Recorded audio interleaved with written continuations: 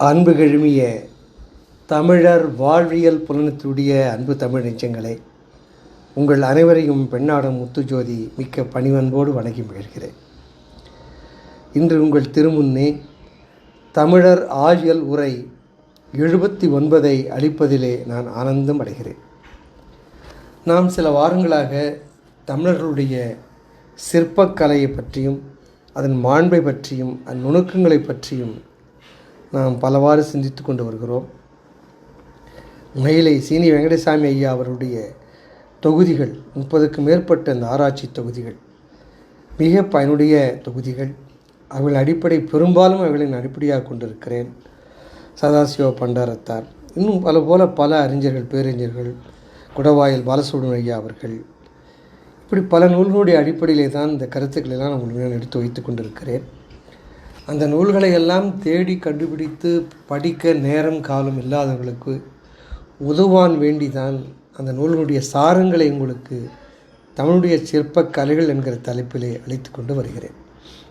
சிற்பக்கலை என்பது பழந்தமிழருடைய பழங்காலம் தொட்டு வந்திருக்கிற ஒரு பெரிய கலை செல்வம். சிந்துவெளி நாகரிகம் என்பது பழந்தமிழ் நாகரிகமே என்பதை சில உள்நாட்டு ஆய்வாளர்கள், பல வெளிநாட்டு வரலாற்று அறிஞர்கள் எல்லாம் கிட்டத்தட்ட ஒப்புக்கொள்கிற அளவிற்கு வந்திருக்கிறார். ஒரு கருத்துக்கு என்றுமே எதிர்ப்பு இருக்கத்தான் செய்யும். அது முழுமையாக ஏற்றுக்கொண்டதாக இதுவரையில் சரித்திரத்தில் எந்த கருத்தும் இல்லை. சிந்துவெளி நாகரிகத்தை எடுத்துங்க, எத்தனை விதமான மாறுபாடுகள், எத்தனை விதமான மறுப்பு, வெறுப்பு, ஏற்பு, மறுப்பு எல்லாம் இருக்கின்றன. அது இருக்க தான் செய்யும். ஆனால் பெரும்பாலான கருத்தோட்டத்துடன் செல்ல வேண்டும். அந்த அடிப்படையிலே சிந்துவெளி நாகரிகத்திலே ஒரு வெண்கல அழகிய பெண் சிலையை கண்டெடுத்திருக்கிறார்கள். மிக நேர்த்தியான பெண் சிலை. நான் அதை நேராக பார்த்திருக்கிறேன் டெல்லி அருங்காட்சியகத்திலே. நீங்களெல்லாம் புகைப்படத்தில் பல பேர் பார்த்துருக்கலாம். ஒரு பெண் பாருங்கள், ஒரு ஆண் சிலை கிடைக்கல பாருங்கள். இது ஒரு காரணமாக சொல்லுவார்கள், சிந்துவெளி நாகரிகம் பழந்தமிழ் நாகரிகம் என்று நிறுவுவதற்கு. ஏனென்றால் தமிழருடைய மரபே தாய் வழிபாடு தான். ஆக ஒரு தாய் வழிபாட்டு சிலையினுடைய அறிகுறியாக அந்த சிலையை கொண்டு தமிழர் நாகரிகம்தான் சிந்துவெளி நாகரிகம் நிறுவுவதற்கு அந்த கருத்தமை உடையவர்கள் சொல்கிற ஒரு கருத்தாக இருக்கிறது. இப்படி நமது நோக்கம் அந்த ஆய்வு பற்றியதல்ல. அந்த சிற்பக்கலை, வார்ப்புக்கலை, ஓவியக்கலை, இந்த நுண்கலைகளெல்லாம் கிட்டத்தட்ட 5000 ஆண்டுகளுக்கு முன்பே இந்த மண்ணிலே வேரூன்றி இருந்தன. அதில் இன்னொரு சிறப்பு நீங்கள் வேந்து பார்க்கணும். வெண்கலம் என்பது ஒரு தனி உலோகம் அல்ல. வெண்கலமாக பூமியிலிருந்து அது யாரும் வெட்டி எடுக்க முடியாது.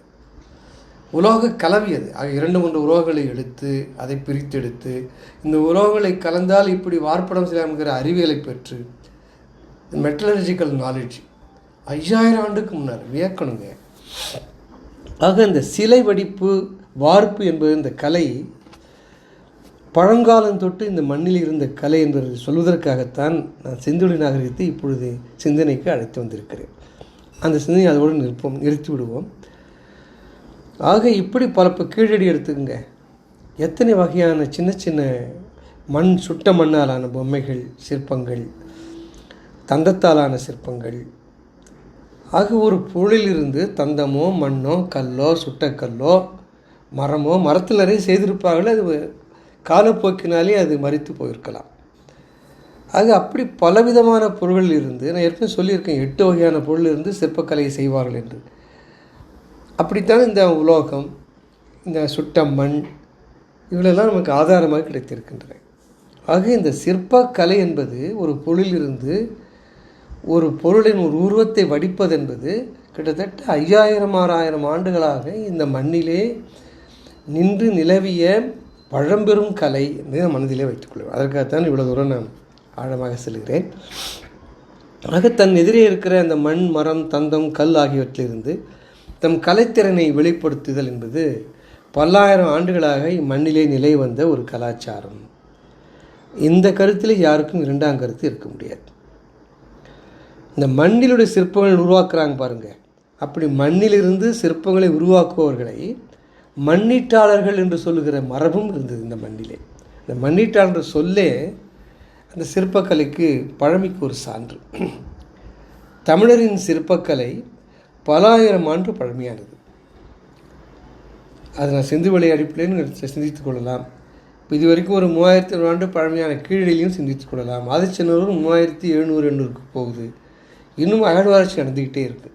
ஆக மிக பழமையான ஒரு கலை என்பது அந்த சிற்பக்கலை தமிழரோட வாழ்விலே என்று நாம் புரிந்து கொள்ள வேண்டும். அப்போ ஒரு வினா எழலாம். உண்மை தான் ஐயா, நீங்கள் சொல்கிறதெல்லாம் பார்த்தீங்கன்னா இப்போ நம்ம இது வரைக்கும் கோயில்கள்லாம் நமக்கு கிடச்சிருக்கு. கற்சிலைகளை பற்றி நான் பேசுகிறேன். இப்போது கல்லால் உடைத்த சிலைகள் கற்சிலைகள் என்று பார்க்கிற பொழுது இதெல்லாம் ஒரு கிபி 7ஆம் நூற்றாண்டு 5ஆம் நூற்றாண்டு சொன்னீர்களே. முதற் பல்லவர்கள், அதற்கு பின்னால் சோழர்கள், அதற்கு பின்னால் பாண்டியர்கள், இப்படியெல்லாம் பார்க்கிற பொழுது கிபி 7ஆம் 8ஆம் நூற்றாண்டுக்கு முந்தைய கற்சின்னங்கள் கற்சிற்பங்கள் எதுவும் கிடைக்கவில்லையே, இது எப்படி பழந்தமிழ் கலை என்று சொல்ல முடியும் என்று கேட்கலாம். நியாயம்தான். இங்கே தான் வரலாற்று ஆசிரியர்களுடைய கருத்தை நாம் சிந்தித்து பார்க்க வேண்டும். என்ன சொல்கிறாங்கன்னா, பழந்தமிழருடைய கற்சிலை எப்படி கிடைச்சிருக்கலாம்னா நடுகள் மூலமாக கிடைத்திருக்கலாம். நடுகள் என்பது என்னன்னு கேட்டிங்கன்னா, போரிலே இந்த நாட்டை காப்பாற்ற உயிர் துறந்த ஒரு வீர மறவனுடைய உருவத்தை புடைப்புச் சிற்பமாக ஒரு கல்லிலே வடிப்பார்கள். வடித்து அதன் கீழே அந்த வீரனுடைய மறவனுடைய பெயர், ஊர், அவன் ஆற்றிய போர், அதை பற்றி ஒரு சிறு குறிப்பு இருக்கும். அதற்குத்தான் நடுகள் என்று பெயர். நடுகள் வழிபாடு, அவனை ஊர் காக்கும் தெய்வமாகவே கருதினார்கள். அந்த வீரனை அவனுக்கு படைகளிட்டு வழிபடுகிற மரபும் இருந்தது தமிழகத்தில். அதை பற்றிய செய்திகள் இலக்கியத்திலே காண கிடைக்கின்றன. சரி, அப்போ என்ன வேணான்னா, அந்த நடுகற்கள் எங்கே? இப்போ நம்ம கிடைச்சிற நடுக்கற்கள்லாம் இடைக்காலம், பிற்காலத்தை சார்ந்தது. சோழர் சேர பாண்டிய பிற்கால சோழர் சேர சார்ந்தது. அப்போ இலக்கியங்களே வருகிற நடுகற்கள் ஏன் ஒன்று கூட கிடைக்கவில்லை? நான் மீண்டும் அந்த வல்லுழை பற்றித்தான் சொல்ல வேண்டும். அதாவது இந்த குமரி கண்டத்தை இந்து மாக்கடல் முழுங்கியதே, அந்த விழுங்கிய துன்பத்தைத்தான் நான் சொல்ல வேண்டும். ஆக தமிழருடைய அந்த பழந்தமிழ் வரலாறு எல்லாம் இந்த கடலிலே தூக்கி கொண்டிருக்கின்றன. அந்த அகழ்வாராய்ச்சி செய்கிற பொழுது அந்த சங்ககாலம் சங்ககாலத்திற்கு முந்தைய நடுகற்கள் கிடைக்க வாய்ப்பு இருக்கின்றன. ஆக திரும்ப திரும்ப நான் அந்த கடலில் மூழ்கிய தமிழகத்தை குமரிக்கண்டத்தை பற்றி நான் சொல்லியாக வேண்டிய சூழல் உருவாகிறது. கேள்வி வினா நியாயமானது தான். அந்த சங்ககாலம் சங்ககாலத்திற்கு முந்தைய நடுகற்கள் நமக்கு இன்று ஒன்று கூட காண கிடைக்காது தான் நம்முடைய வல்லூர், நம்முடைய குறையூர். அதனால் இன்றைக்கு கன்னியாகுமரிக்கு தெற்கே உள்ள கடலிலே ஆய்ந்து பார்த்தால் இதற்குண்டான செய்திகள் கண்டிப்பாக கிடைக்கும். அந்த காலம் வரும், அதுவரை நாம் பொறுத்திருக்க வேண்டியது தான். இப்போ நீ கீழடி ஆய்வு எடுத்துக்கிட்டால் கூட 3200 வரை இந்த கார்பன் டேட்டிங் மூலமாக கண்டுபிடித்திருக்கிறார்கள். ஆனால் என்னென்னா நம்ம புரிஞ்சிக்க வேண்டியது, 1% பரப்பில் தான் இதுவரை தோண்டியிருக்கிறார்.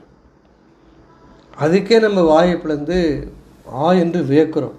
இந்த கீழடி அருங்காட்சியகத்தை செல்வதெல்லாம் வியந்து பார்க்கிற சூழ்நிலை இன்று உருவாகி இருக்கிறது.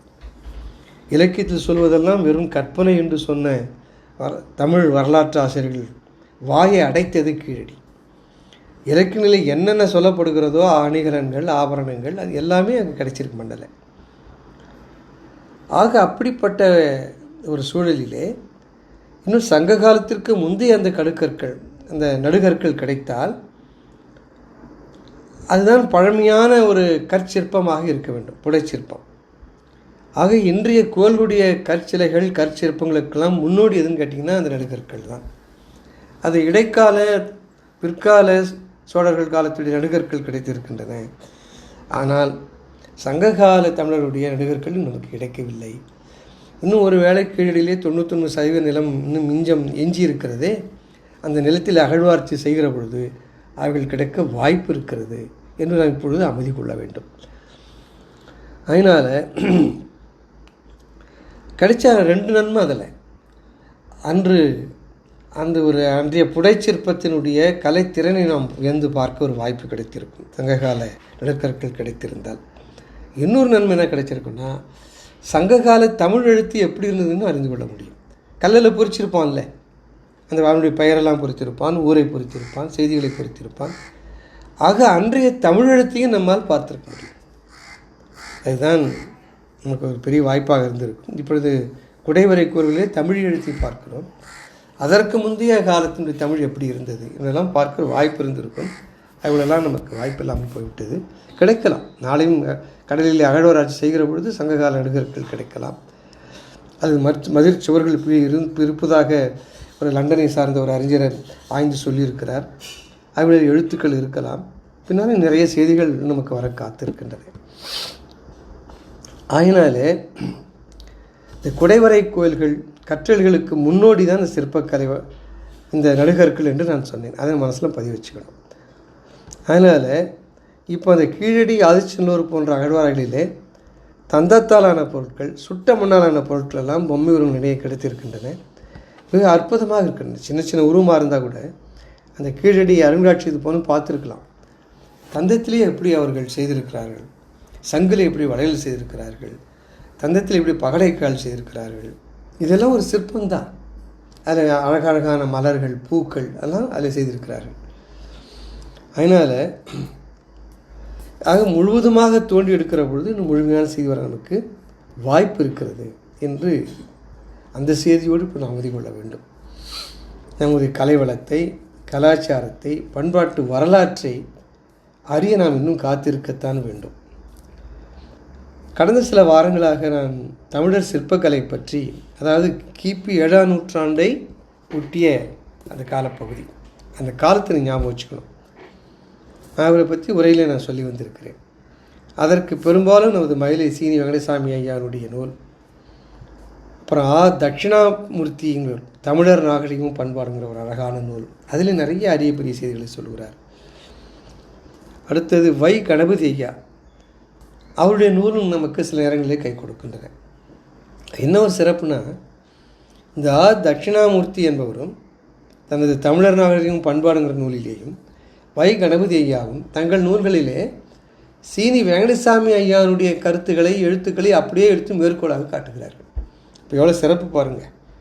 ஏன்னா 60 ஆண்டு காலம் ஒரு பிரம்மச்சரியாக திருமணம் கொள்ளாமல் இந்த தமிழ்நாட்டு தமிழக வரலாறுக்காகவே தன் வாழ்வை சிந்தியவர். அதனால் அவர் ஆராய்ச்சி பெரும்பாலும் மூல நூலாக எல்லோரும் கொள்கிறார். என்னிடத்திலேயே ஒரு 25-26 தொகுதி இருக்கும், மொத்தம் 30 தொகுதி கிட்ட இருக்கும். அன்பர்கள் அது வாங்கி படிக்கணும் இல்லை. ஏன்னா ஒரு வாழ்நாளே ஒருத்தர் சிந்தியிருக்காங்கல்ல இந்த வரலாற்றுக்காக. இப்போ நம்ம படிக்கலாம், யாருங்க படிப்பாங்க? ஸ்பானிஷ்காரனை படிப்பாங்க, நம்ம தான் படிக்கணும். அதனால் எப்பொழுதெல்லாம் நேரம் நேருகிறதோ, காலம் நேருகிறதோ, அப்பொழுதெல்லாம் இந்த சீனி வெங்கடசாமி ஐயாவுடைய 30க்கும் மேற்பட்ட நூல் தொகுதிகளை வாசித்து மகிழ வேண்டும் என்று நான் அன்போடு கேட்டுக்கொள்கிறேன். அடுத்தது இந்த 2000 ஆண்டு திருமந்திரம் சிற்பக்கலை பற்றி என்ன சொல்லுகிறது என்கிற ஒரு செய்தி இப்பொழுது நாம் பார்க்கலாம். திருமந்திரம்னா நம்ம சைவ சித்தாந்தத்தை விளக்க வந்த ஒரு சாத்திரம் என்று கருதுவோம். அதில் இந்த சிற்பக்கலையை பற்றி ஒரு அரிய செய்தி, ஒரு 1800 2000 ஆண்டுக்கு பழமையான நூலிலே இந்த சிற்பக்கலை பற்றி ஒரு செய்தி வருது. என்ன செய்கிறாங்கன்னா, மரத்தாலே ஒரு யானையை செய்து வைத்திருக்கிறார்கள். கலைத்திறன் கொண்டவன் ஒருவன் பார்க்குறான், கலைத்திறன் இல்லாதவன் ஒருத்தன் பார்க்குறான். பொருளியல்வாதி உலகத்திருக்கிற பொருள், இது இரும்பு, இது கல், இது மண், இது மண் எதால் ஆனது, மரம் எதால் ஆனது, இப்படி ஆய்வு கண்ணோட்டம். கலைத்திறன் கிடையாது அவனுக்கு. சயின்ஸ் அண்ட் டெக்னாலஜின்னு வச்சிங்களேன். டெக்னாலஜி கண்டு கொண்டு பார்க்குறோம் வேறு, அறிவியல் சயின்ஸ் கண்டு கொண்டு பார்க்குறோம் வேறு. அப்படி 2 பேர் பார்க்குறான் அந்த மரத்தால் செய்த யானை. அந்த யானை தத்துருவமாக அப்படியே துதிக்கையோடு, கொம்புகளோடு, கண்ணும் காதெல்லாம் ஆட்டிக்கொண்டு அப்படியே தத்துருவம் வயிறு புடைக்கிற மாதிரி நிற்குது. அதை பார்த்தவன் கருதுறான், ஆகா என்ன அருமையாக அந்த யானை இருக்குது, என்ன அழகாக அந்த யானை இருக்குது. அவன் மரத்தை மறந்துட்டான், யானை நிற்குதுன்னே பார்க்குறான். அந்த கலை அழகிலே தோய்ந்து போனதாலே அவன் கண்களுக்கு மரம் தெரியவில்லை, யானை தான் தெரிந்தது. அந்த மரத்தை 1000 இருக்கான் பாருங்க, அவனுக்கு யானைலாம் தெரியல. இது என்ன மரம், 1000 பாஞ்ச மரம், எத்தனை வருஷம் பழமையாக இருந்திருக்கும், என்ன புளிய மரமா, அத்தி மரமா, என்ன மரம் இது, ஒதிய மரமா, இப்படி ஆராய்ச்சி பண்ணுறான். ஆக மரம் என்று பார்க்கிறவனுக்கு யானை தெரியுமா? தெரியாது. ஆனால் மரத்தை மறந்து உண்மையான யானை என்று ஒருவன் பார்க்கிறானே வியந்து, அவனுக்கு மரம் தெரியாது, யானை தான் தெரியும். இது அழகாக, என்ன அழகாக கச்சிதமாக தமிழில் திருமூலர் பாடுறார் பாருங்க. மரத்தை மறைத்தது மத யானை. மரமே மறைஞ்சு போச்சா, யானை தான் தெரியுதான் அவனுக்கு. மரத்தை மறைத்தது மத யானை, பெரிய மதம் பிடித்த யானை நிற்கிறது, மரம் தெரியல அவனுக்கு. ஆனால் மரத்தையே பார்க்குறான் பாருங்க, அவனுக்கு யானை தெரியல. மரத்தில் மறைந்தது மாமதையான். முதல்ல மரத்தை மறைத்தது மாமதையானை, 2வது அடி மரத்தில் மறைந்தது மாமதையானை. மரம் என்று பார்க்கணுக்கு யானை தெரியாது, யானை என்று பார்க்கணுக்கு மரம் தெரியாது. என்ன அழகான கருத்து பாருங்கள். இது தத்துவார்த்த கருத்திற்காக அதை நாம் இப்படி சிந்திக்க போவதில்லை. அந்த புலன் மீதி இல்லை, இந்த தளம் மீதி இல்லை. கலைத்திறனுக்காக நான் சொல்லுகிறேன். இப்படி இந்த கலைத்திறனை பற்றி 2000 ஆண்டுகால ஒரு தமிழ் சாத்திர நூல் பேசுகிறது. இதுபோல் தான் வேறு ஒரு நாட்டு பழமொழி, கல்லை கண்டால் நாயை காணும், நாயை கண்டால் கல்லை காணும். அதுவும் சிற்பத்திறனுடைய திறனை வேந்து போற்றுகிற ஒரு சொல்லாடல் தான். ஆனால் அதுக்கு தவறாக பொருள் சொல்கிறாங்க. ஒரு நாய் ஒன்று போகுதான் தெருவில், நாயை பார்த்தா கல் எடுத்து அடிக்கிற பழக்கம் சில குழந்தைகளிடத்தில் இருக்கிறது. அந்த குழந்தைங்க ஆஹா நாய் போகிறாண்டா, கல்லால் அடிக்கிறாண்டா, அது ஒரு சந்தோஷம் அவங்களுக்கு. இப்படிலாம் வளர்த்துருக்கிறார்கள் பிள்ளை சில பேர். இப்பொழுதெல்லாம் பெரும்பாலும் அப்படி இல்லை. நல்ல பிள்ளைகள் யாரும் நாயெல்லாம் கல் எடுத்து அடிக்கிறது இல்லை. நேரம் இல்லை, அவன் பள்ளிக்கூடத்து புத்தகம் தூக்கிட்டு போகிறதுக்கு அவனுக்கு சிரமமாக இருக்குது. கல்லை தேடுறான், கல் கிடைக்கல. 10 நிமிஷம் 15 நிமிஷம் அங்கே எங்கே தேடுறான், கல் கிடச்சிது. திரும்பி போகிறான், நாயை காணும். அவன் சொன்னான், நாயை கண்டா கல் இல்லை. அந்த நேரம் கல் கையில் கிடைக்கல. கல் கிடச்சின்னு பார்த்தா நாயை காணவே, நாய் போயிடுச்சு. அதற்காக அந்த பழமொழி வந்தது, கலைத்திறனுக்காக வந்தது ஐயா. இதுபோல் யானையை போல் அங்கே யானையை மரத்திலே செய்து வைத்திருக்கிறார்கள், இங்கே கல்லிலே செய்து வைத்திருக்கிறார்கள். தத்துரமாக அப்படியே வாழை நீட்டிட்டு காதெல்லாம் போட்டுவிட்டு கண்ணை உருட்டி பார்க்குற மாதிரி கல்லில் அற்புதமாக அசல் அச்சலாக ஒரு நாயை செதுக்கி வைத்திருக்கிறார்கள். அதை பார்க்குறவங்க தத்துரமாக அப்படியே நாய் இவங்ககிட்ட முறைக்கிற மாதிரியும் வாயெல்லாம் அப்படியே ஆடுவது போலும், வால் ஆடுறது போல் எல்லாம் தெரியுது இவனுக்கு. ஏன்னா அப்படியே தத்துரமாக நாயின்னு பார்க்குறான். நாய் என்று பார்க்கிற பொழுது, நாயை காணுகிற பொழுது கல் இல்லை, எங்கள் கல்லே கண்ணுக்கு தெரியல அவனுக்கு. ஆனால் அது வெறும் கற்சிலை தான், சிற்ப ஒருத்தர் செதுக்கியிருக்கான் என்று அறிவு கண்டு கொண்டு பார்க்க, இதை கண்ணில் அறிவு கொண்டு பார்க்கிற பொழுது நாயை பார்க்கிறான், அவனுக்கு அந்த அப்போ என்ன தெரியுங்க, இந்த கல்லை பார்க்கிறான், அப்போ நாய் அவனுக்கு தெரியல.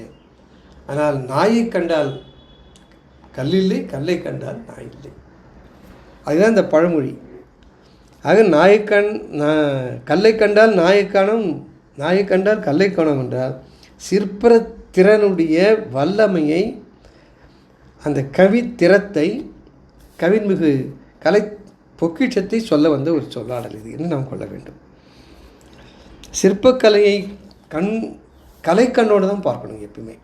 அறிவு கண்ணோட, ஆராய்ச்சி கண்ணோடலாம் பார்க்கக்கூடாது. சிற்பக்கலையை கலைக்கணும். அதாவது வரலாற்று ஆசிரியர்கள் நகை எங்கே இருக்குது, என்ன நகை இது, சோழர் காலமாக, சேரர் காலமாக, பல்லவர், அது வேறு. அது கால வரலாற்றுக்காக பார்க்குற ஆய்வு, அந்த ஆய்வு வேறு. நம்மை போன்ற சாதாரண மக்கள் இந்த கலையை ரசிச்சுப்பாங்க. கோயிலுக்கு போனால் கிட்டு நடந்து போகிறது, அது பெரிய கோயிலாக இருக்கும், அத்தனை பிரகாரத்தை அப்படியே ஓடுவான் வேகமாக. காலில் எதோ வெந்நீர் ஊற்றிக்கிட்ட மாதிரி ஓடி போய் அர்ஜுனை சீட்டு ஐயர்கிட்ட கொடுத்துட்டு, அர்ஜுனை சீட்டு நட்சத்திரத்தை சொல்லிவிட்டு அவருக்கு போய் கண்ணை எடுத்து பார்த்துக்கிட்டு அவருக்கு தட்டில் பணத்தை போட்டு வந்துகிட்டே இருப்பான். அதற்கு மட்டுமல்லையா கோயில் வழிபாடு, அது ஒரு கூறு, அவ்வளோதான். இந்த கலைத்திறன் முழுவதும் காட்டி வருகிற மக்களை மகிழ்வூட்டணும் மனசுக்கு. அந்த மகிழ்ச்சி பின்னால் நான் சொல்ல போகிறேன் உங்களுக்கு தொல்காப்பிய அடிப்படையில்.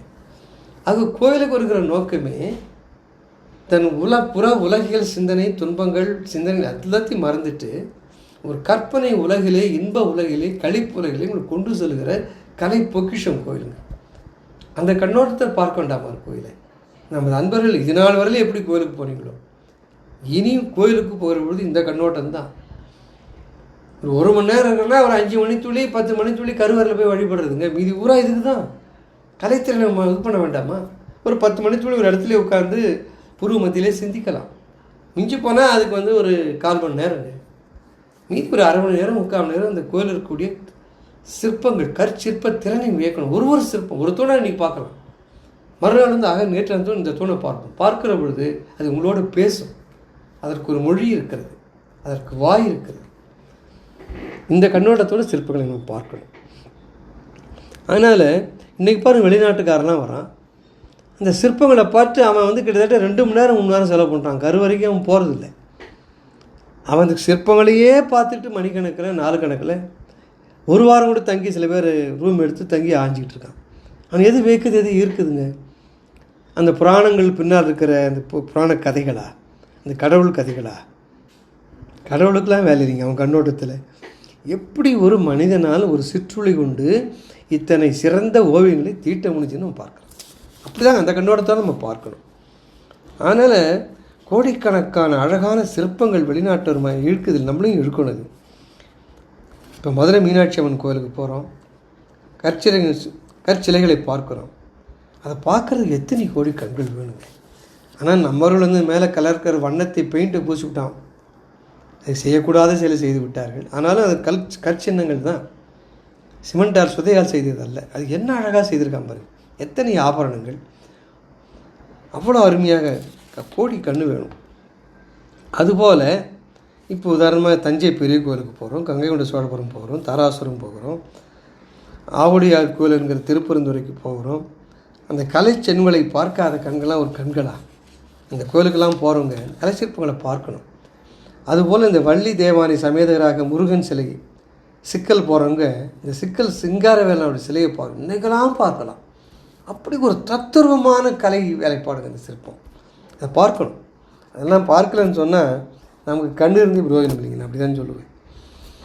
அதுபோல் இப்போ இன்றைக்கி இங்கே வடகளத்தூர்னு ஒரு ஊர், கல்யாண சுந்தரனார் சிற்ப அழகை போய் இன்றைக்கெல்லாம் பார்க்கலாம். காதில் வளையும், தலையில் பாம்பு முடி, கழுத்தில் அணிகலன்கள், அப்படி ஒரு சிவனுடைய உருவம் பொலிந்த உருவம் பொலிகிறது. அந்த உருவத்தை பார்க்கணும். நீங்கள் போய் அற்புதமாக இருக்கும். பார்ப்போர் அப்படியே பரவசமாக நிற்க வைத்துவிடும் அந்த சிற்பங்கள். அதுபோல் தஞ்சாவூர் தமிழ் பல்கலைக்கழகத்தினுடைய சிற்பக்கலைத்தினுடைய ஒரு ஆய்வு அறிக்கை ஒன்று வெளியாகிருக்கு. தஞ்சாவூர் தமிழ் பல்கலைக்கழகத்திலே சிற்பத்துறை ஒரு துறை இருக்கிறது, அதில் ஒரு ஆய்வு அறிக்கை. அது வந்து இந்த பாப்பா செல்வம் ராதிகாங்கிற 2 பேர் எழுதியிருக்காங்க. அரிய செய்திகளை அவங்க கொடுக்குறார்கள். இந்த சிற்பங்கள் எந்தெந்த இடத்துல இருக்கிற என்பதை பொறுத்து பெயர்களும் மாறுகின்றன. அதில் வருகிற ஒரு செய்தி, உதாரணமாக விமான சிற்பங்கள், அது விமானத்தில் இருக்கிற சிற்பங்கள். அப்போ அந்த சிற்பங்கள்லாம் விமான சிற்பங்கள் ஒரு கேட்டகரி. தமிழ்நாட்டில் விமான சிற்பங்கள் எங்கெங்கே இருக்கின்றன, எப்படி இருக்கின்றன. ஸோ விமான சிற்பம் என்பது ஒரு தனி ஆய்வு.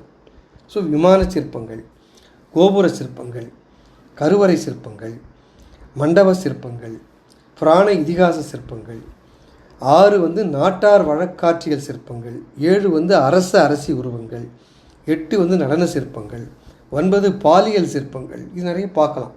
ஆண் பெண் புணர்ச்சி சிற்பங்கள். 10 செப்பு திருமேனிகள், 11 தேர் சிற்பங்கள். பெரும்பாலான பெரிய கோயிலில் பெரிய பெரிய தேருக்கு மச்சி தேர்னு சொல்வார்கள். அதில் போய் பாருங்கள், எத்தனை இந்த மரத்தச்சன் செய்திருக்கிற அந்த அதிசயங்கள், வியப்பு. அதுபோல் கண்ட சிற்பங்கள், சமய பூசல் கொண்டான சிற்பங்கள், பௌத்த சமணம் அடிச்சுக்கிட்டது, பௌத்த சமணம் விழுங்கியது, ஆசி வெத்தி விழுங்கியது, அந்த சின்னங்கள்லாம் இருக்குது. பல கோயில் நான் காமிச்சிருக்கேன் உலாக்களிலே. இப்படி 13 வகையான எந்த சிற்பங்கள் எந்த இடங்கள் இருக்கு என்பதை பற்றி அவர்களுடைய பெயர்களும் மாறுகின்றன. ஒரு சிற்பம் எப்படி அமைய வேண்டும் என சிற்ப சாத்திரம் கூறுகிற செய்திக்கு சிற்ப அமைதி என்று பெயர். இந்த சொல்லு நீங்கள் மக்கள் மனதில் பதிவு வச்சுக்கணும். சிற்ப அமைதி என்று அதற்கு பெயர். சிற்ப அமைதியினுடைய கூறுகள் 4ஆக சொல்லுவார்கள். இது என்ன கூறுகள் கேட்டால் சிற்ப அமைதியும் சொல்லிட்டேன். ஒரு சிற்பம் எப்படி அமைய வேண்டும் என்று சொல்வது சிற்ப அமைதி. அதற்கு 4 கூறணுங்கள். அந்த சிற்பம் எதன் மேல் அமர்ந்து இருக்கிறது. ஆக முதல் கூறு ஆசனம். 2வது கூறு என்ன அணிகலன்களை போட்டிருக்கிறது. ஆக அணிகலன் என்பது 2வது கூறு. என்ன ஆயுதத்தை தாங்கியிருக்கிறது, அது ஆயுத கூறு. 4வது கைகளை எப்படி வைத்திருக்கிறது, எந்த முத்திரை என்று சொல்வார்கள். ஆக சிற்ப அமைதியினுடைய 4 கூறுகள். இந்த சிற்ப அமைதியினுடைய கூறுகள் சிற்ப சாத்திரத்தினுடைய மூலமாக மயனை சொல்வார்கள். மயனம் பற்றி நான் நமது வகுப்புகளிலே ஒரு முறை சொல்லியிருக்கிறேன். அவன் 4000-5000 ஆண்டுகளுக்கு முன்பு வாழ்ந்த ஒரு கலா ரசிகன்.